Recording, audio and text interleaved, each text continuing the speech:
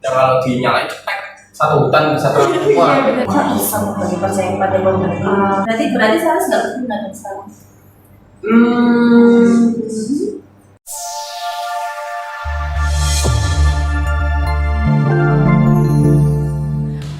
Assalamualaikum warahmatullahi wabarakatuh. Ketemu lagi dengan kita tim Spot dari Semarang. Saya Mela. Saya Nabila. Saya Kevin. Kali ini kita masih akan membahas buku yang sama, yaitu Stop Selling Stuff Helping bab 3, yaitu temanya kali ini adalah apa yang berubah dari personal selling di zaman sekarang. Yang berubah dari apa? Personal selling. Personal selling itu adalah di zaman sekarang ini. Personal selling yang paling cocok itu adalah bagaimana cara membantu dan mencari masalah dari customer atau calon customer gitu. Yang berubah dari personal selling ini ada dua perubahannya, yaitu pembeli percaya kepada pembeli, bukan penjual. Kok iseng pembeli percaya kepada pembeli? Kalau yang aku tahu dari situ sih kayak contohnya kita beli sekarang kan memang zamannya pakai teknologi ya, jadi kita sekarang belinya apapun tuh lewat satu genggaman HP smartphone kita. Nah dari situ kita kalau mau beli pun pasti lihat dulu dari rating, ulasan dan apanya. Pernah nggak sih ngerasain kayak ada toko yang misalnya ratingnya cuma 4,6 aja kita nggak jadi beli, gara-gara ratingnya 4,6. Mungkin dari situ dari pembelinya ada yang kasih ulasan namanya kurang cepet, terus juga barangnya juga yang nggak sesuai kayak gitu ya. Nah itu juga berpengaruh pada perubahan ini tadi, personal selling gitu. Makanya di situ dijelaskan pembeli tidak lagi percaya, maksudnya pembeli juga percaya pada pembeli juga. Dari mulut ke mulut juga bisa teman atau keluarga, dari omongan kayak beli di sini tuh bagus gitu, nggak cuma seorang tentang di teknologi doang, tapi menerima informasi langsung itu juga bisa. Ya, itu bisa masuk pembeli. Saya juga mau nambahin dikit ya, mungkin ini juga karena ada fenomena, kalau mungkin kalian pernah belanja di toko orang misalkan, ketika kalian scrolling itu kalian akan nemu video yang biasanya videonya juga sesuai sama produk yang dijual gitu. Dan dulu banyak banget kayak yang paling sederhana deh, yang center itu yang udah pernah dibahaskan di video sebelumnya, yang center kecil itu yang kalau dinyalain cetek satu hutan bisa terang semua. Pernah nggak sih ngeliat? Nah nggak sih, itu kan ketika kita beli kan pada akhirnya nggak kayak gitu. Ya udah, itu sih mungkin salah satu penyebabnya apa yang merubah kenapa pembeli itu sekarang lebih percaya ke sesama pembeli malah. Karena kayak sekarang seller itu cara jualannya melebih-lebihkan gitu ya. Oke, itu yang pertama. Yang kedua adalah pembeli tidak membeli produk. Karena pembeli itu kayak yang dijelaskan di situ tadi kan, dia itu bukan untuk bolongi, tapi dia lihat dari hasil borborannya itu loh, kayak gitu. Jadi lebih ke dia tuh lihat dari hasil dari permasalahannya dia, solusi jadinya yang dicari dia. Dari situ. Kalau yang saya tangkap yang kedua adalah yang dicari oleh seorang pembeli adalah benefitnya. Dia membeli suatu produk itu dia akan mendapatkan keuntungan apa sih? Sehingga menurut kalian apa yang harus dilakukan seorang penjual jika yang di dalam pikiran seorang pembeli itu seperti itu?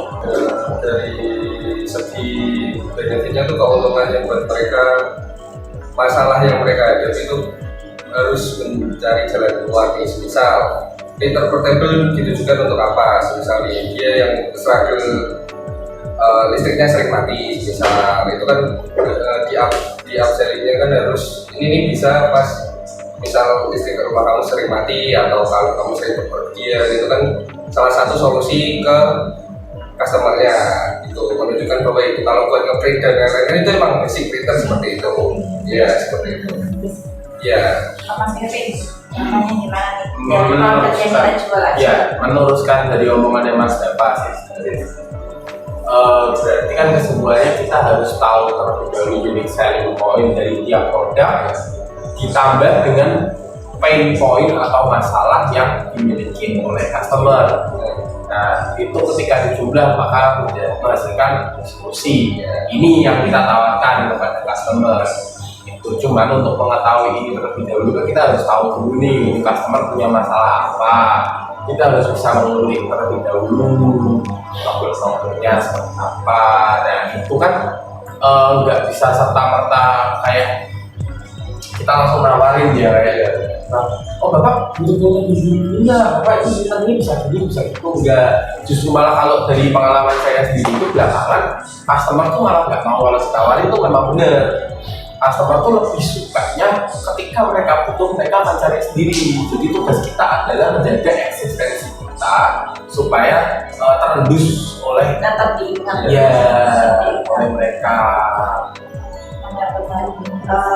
Jadi poinnya adalah yang pertama adalah pembeli membeli dari pembeli bukan penjual. Jadi di mata pembeli sekarang ini adalah penjual itu adalah pembohong istilahnya. Ya, Penjual itu bisa dibilang penjual itu adalah pembohong bahasa kasarnya. Jadi kita kalau mau membeli sesuatu, apalagi sekarang di era digital adalah yang dilihat pertama bukan dari produknya tapi dari review penjualannya gimana.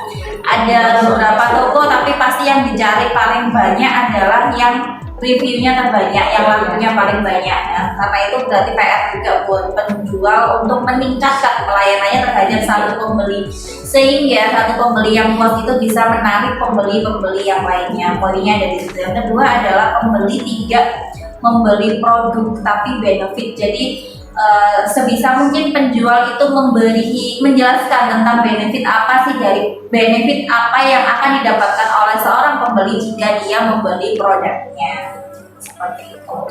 Dan itu harus dijelaskan secara real tanpa dilebih-lebihkan. Itu sih kuncinya. Jadi benar sesuai dengan judul bukunya ya, soft selling, start helping. Jadi sales itu berarti sekarang bukan hanya sales ya, jadi harus pintar psikolog juga ya, karena kita harus mencari kesakitan dari seseorang.